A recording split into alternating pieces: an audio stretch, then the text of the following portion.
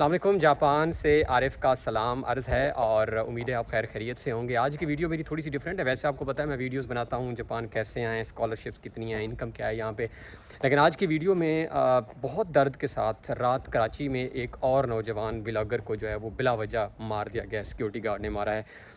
इसी तरह चंद दिन पहले केमिकल इंजीनियर जो हैं वो उनको शहीद किया गया है कराची के अंदर। मामूली से तनाज़ा उसको लूटने आए थे और मज़ाहमत पे मारा है। मेरे ख्याल में कराची के अंदर शायद एक महीने में 50 से ज़्यादा जो है वो नौजवानों को मार दिया गया है। इसी तरह तकरीबन हर शहर में कुछ मारे जा रहे हैं, कुछ एक्सीडेंट्स में मारे जा रहे हैं। आज की वीडियो में ऑफ कोर्स अब कानून की हुक्मरानी नहीं है, हम कुछ कर नहीं सकते, हम खुद भी मुतहद नहीं हैं।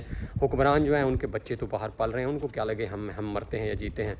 तो मेरी तमाम पेरेंट्स से, मैं आपको तो बड़ी छोटी वीडियोस बनाता हूँ, लेकिन मेरी तमाम पेरेंट्स जो हमारे देखते हैं, जो भाई देख रहे हैं, कोशिश करें अपने भाइयों को, अपने बच्चों को, जिन को आप पाकिस्तान से निकाल सकते हैं किसी ABC मुल्क में। बिलीव यू मी, मैं बहुत सारे मुल्कों में फिरा हूँ, पाकिस्तान से शायद अब दुनिया के बहुत ज़्यादा मुल्क सेफ़ हैं। तो भेज दें, थोड़ा बहुत ख़र्च आता है, इकट्ठा करें। वो एक साल में जाकर, जिस तरह जापान में 20-22 लाख से अगर आपके बच्चे ने FA किया हुआ है तो वो जापान आ सकता है और वो एक साल में अर्न कर लेगा उतने पैसे यहाँ पे, और मुस्तकबिल भी संवर जाएगा। तो कोशिश करें, इस तरह के अपॉर्चुनिटीज़ को अवेल करें।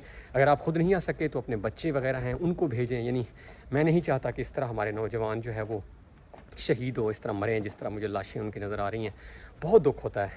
तो और आवाज़ भी उठाएं सोशल मीडिया पे, ताकि हुक्मरानों को शायद गैरत आए। और मेरे ख्याल में अब शायद सेल्फ़ डिफेंस के लिए लोगों को अपने पास भी कुछ रखना चाहिए अगर इस तरह कोई मारने आता है तो उम्मीद है कि अल्लाह ताला हमारे मुल्क पे रहम करे।